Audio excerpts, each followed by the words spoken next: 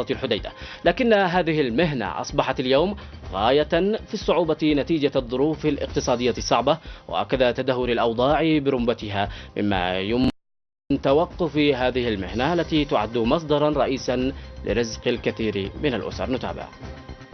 يعتبر الملح ركن مهم وأساس للعديد من الأطعمة والمأكولات.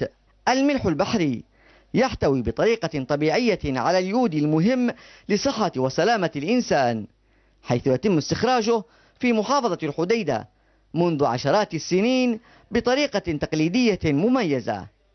قرية منظر الواقعة بمكان غير بعيد عن محافظة الحديدة تشتهر منذ أمد بعيد على هذه الحرفة التي تعتبر مصدر رزق وحيد للعديد من الأسر، وهي حرفة شاقة ومضنية، وبخاصة في فصل الصيف التي ترتفع فيه درجة الحرارة ويصبح العمل بها شبه مستحيل. مراحل مختلفة تمر بها عملية استخراج الملح من البحر، تبدأ بحفر الأحواض وعمل المساقي القادمة من البحر، ثم تغمر الأحواض بمياه البحر المالحة وتركها عدة أيام، لتأتي بعد ذلك مرحلة استخراج الملح وتجفيفه، وتنتهي بتعبئته وتسويقه للسوق المحلية، وبحسب نوعيته تكون استخداماته.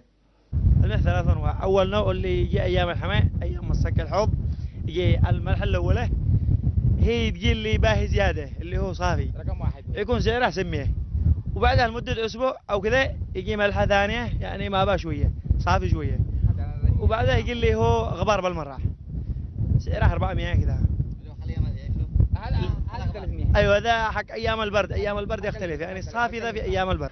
طريقة التسويق ووسائل التعبئة وعدم اهتمام الجهات المختصة بالحرف الشعبية والمنتجات الطبيعية المحلية أسباب رئيسة في تدني مستوى الإقبال على هذا النوع من الملح الطبيعي وقلة إنتاجه.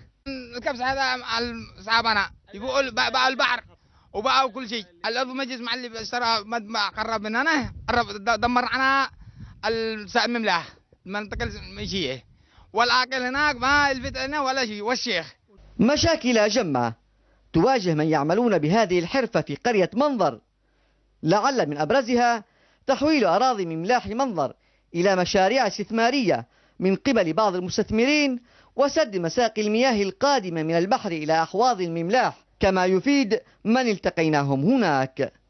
لبرنامج اليمن في أسبوع، فواز خالد المقطري، محافظة الحديدة.